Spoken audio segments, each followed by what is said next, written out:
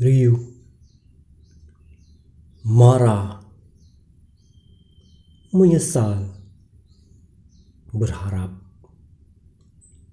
tak berdaya. Jiwa tak berontak. Sarapan pagi masih panas.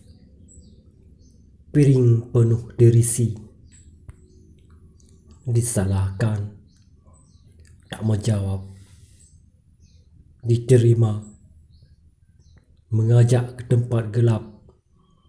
Sesat,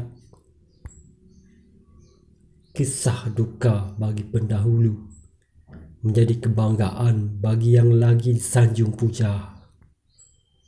Pertanyaan-pertanyaan tak didengar. Bukan bahasanya.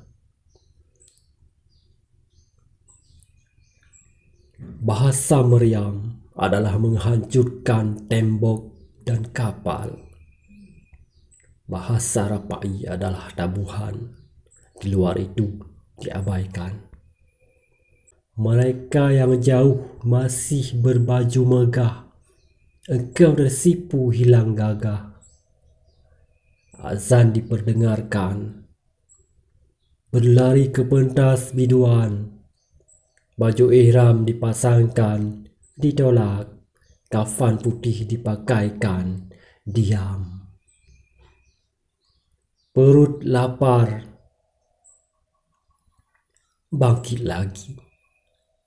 Meniru teriakan ayam jantan yang ingin mengais di waktu pagi.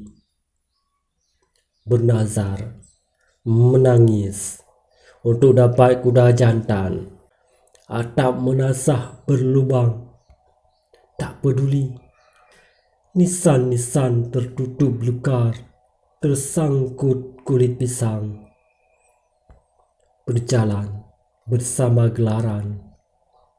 Bangsawan. Tanda tangan. Undang pemahat patung. Runtuh. Dirubuh. Dihibapura.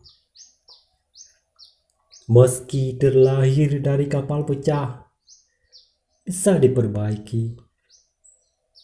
Harungi jalan sendiri.